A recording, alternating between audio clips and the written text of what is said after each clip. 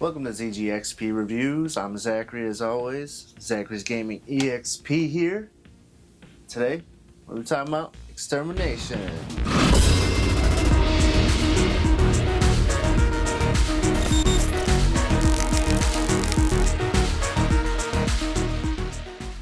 For the PS2, released in 2001, this game is by far one of the best horror games you'll ever play. It's a little cheesy, don't get me wrong, but this being made in 2001 is incredible.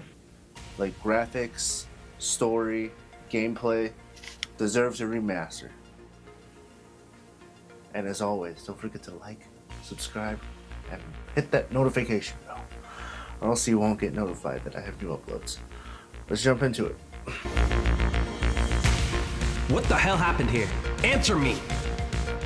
They didn't tell you anything? There was an accident here. A big one.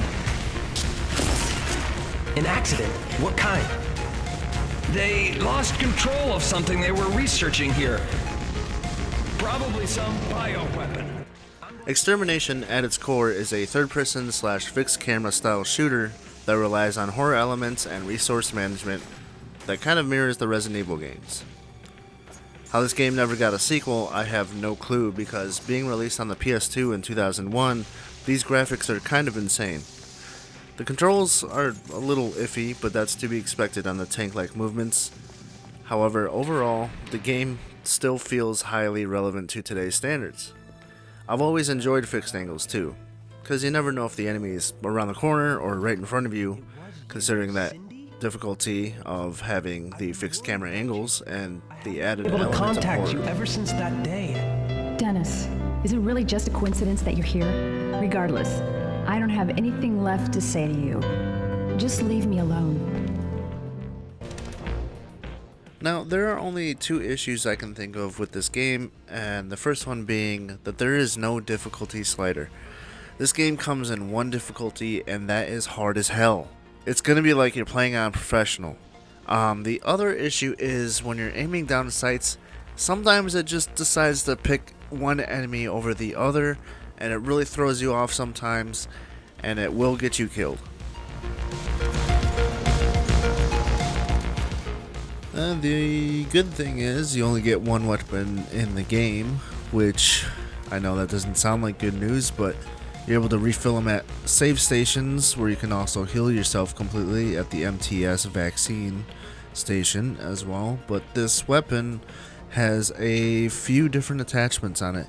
There's actually quite a few. You have a flashlight, you have thermal, you have night vision. You also have regular scopes in to allow you to free aim rather than using the red laser that they provide you, which can tend to jerk around and aim at the wrong enemy. Now, when I say there is a ton of reading in this game, I mean there is more than I am comfortable with. In this room alone, I believe there is actually 3 to 5 pages of scripts to read. It is crazy. So if you want to take the time to learn about what the hell is really going on, you can read these, because they are everywhere.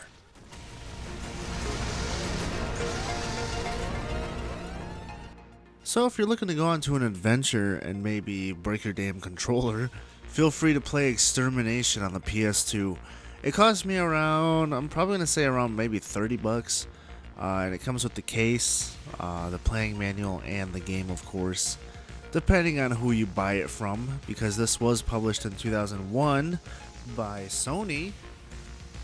So you know it's another hidden gem, because Sony likes to take their projects and say, hey, I know you have a sequel in mind, but we're not going to make it.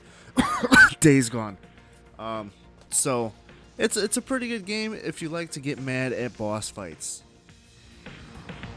For more video game reviews, please select the annotation in the top right corner and consider subscribing. Have a nice day.